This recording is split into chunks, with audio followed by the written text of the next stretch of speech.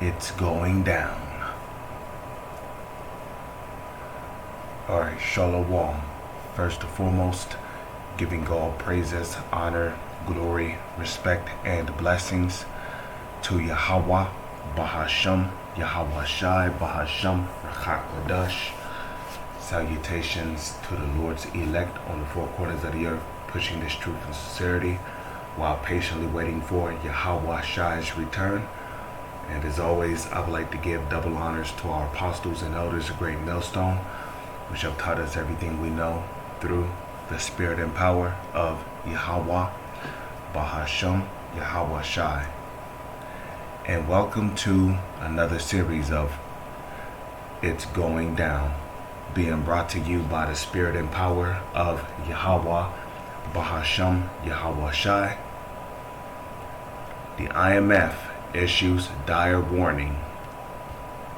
And this is not just a dire warning to one country, but to many different countries around the world.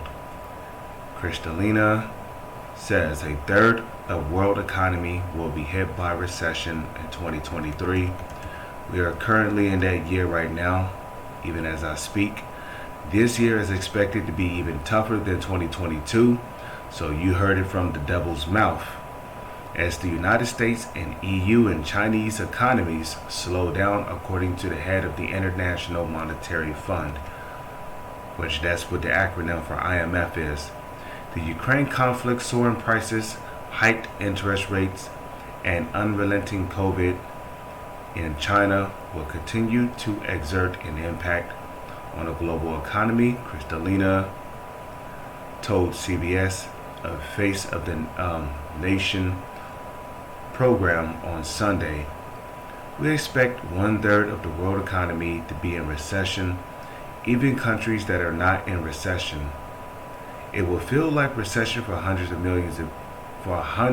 millions of people, she said, and probably more than that. In October, the IMF slashed its outlook for global economic growth in 2023, citing the ongoing conflict in Ukraine along with tougher monetary policies pursued by central banks around the world in an effort to rein in rising prices, including energy costs. Since then, Beijing has abandoned its zero COVID policies, having begun to reopen the economy despite the rapid spread of the Crown Royal C19. According to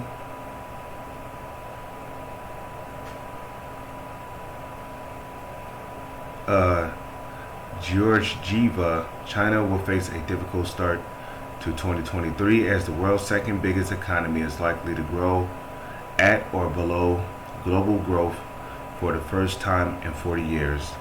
So you can see how this is all systematically, how the so-called elites are systematically putting things in stage in order to systematically crash these different economies. For the next couple of months, it would be tough for China, and the impact on Chinese growth will be negative. The impact on the region will be negative. The impact on global growth will be negative, the IMF chief warned. When it comes to the United States, Georgieva called the nation the most resilient, adding that it might avoid recession with the labor market remaining quite strong. This is a mixed blessing because the labor market is very strong. The Federal Reserve may have to keep interest rates tighter for longer to bring inflation down, she said. So,